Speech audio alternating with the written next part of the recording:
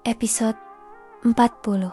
Jarak yang bernama Cinta. Malam terasa begitu panjang bagi Nia. Tangisnya akhirnya mereda, menyisakan dada yang sesak dan mata yang panas. Ia duduk sendirian di kamar, memeluk lututnya, menatap kosong ke arah jendela yang gelap. Untuk pertama kalinya sejak kecelakaan itu, ia benar-benar berpikir, Tuhan, suaranya lirih, hampir tak terdengar. Apakah aku sudah egois? Air mata kembali jatuh. Ia menutup wajahnya dengan kedua tangan. Apa benar aku hanya memikirkan lukaku sendiri? Mas Albi, dia juga kehilangan, dia juga hancur, tapi dia menyimpannya sendiri. Nia terisak. Sudah berapa lama ia mengabaikan kesedihan suaminya? Ingatan itu datang tanpa diminta.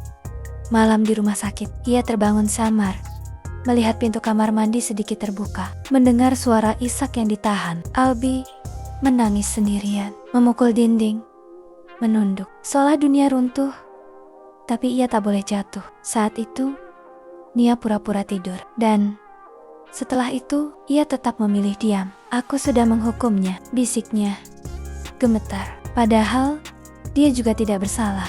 Jam terus berdetak. Albi belum pulang. Rasa gengsi masih ada, tapi kekhawatiran mulai menggerogoti. Ia menggenggam ponselnya, ragu, ingin menelepon, tapi egonya menahan. Namun di balik itu, ada ketakutan yang lebih besar. Takut jika jarak ini semakin melebar. Mungkin aku harus berhenti tenggelam dalam lukaku sendiri, gumamnya. Mungkin sudah waktunya aku menata ulang rumah tangga kami.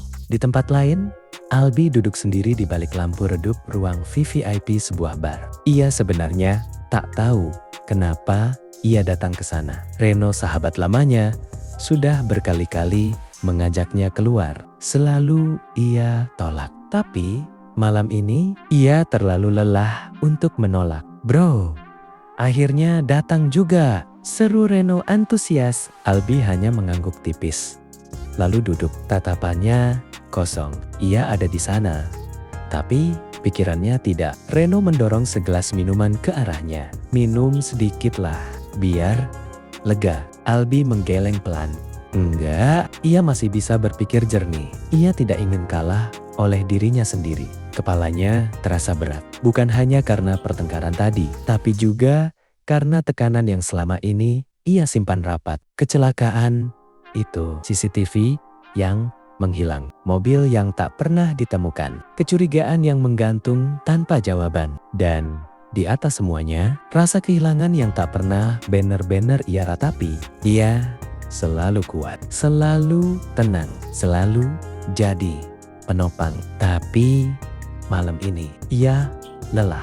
Reno, ucapnya akhirnya. Gue pulang dulu. Reno terkejut. Baru juga sebentar, udah mau pergi aja? Masalah ini gak bisa gue hindari, potong Albi lirih. Gue harus pulang. Dalam perjalanan pulang, ia berpikir, mungkin aku terlalu memaksanya untuk cepat pulih. Mungkin caraku mencintainya justru melukainya. Ia mengambil keputusan. Malam ini, ia akan diam, memberi ruang, memberi waktu. Sementara itu, Nia tertidur di sofa ruang tamu, ponsel masih dalam genggamannya. Jam menunjukkan pukul 1 ketika pintu rumah terbuka perlahan. Albi masuk. Langkahnya terhenti saat melihat istrinya tertidur di sana. Wajahnya terlihat lelah. Ada bekas air mata di pipinya. Dadanya menghangat, sekaligus perih.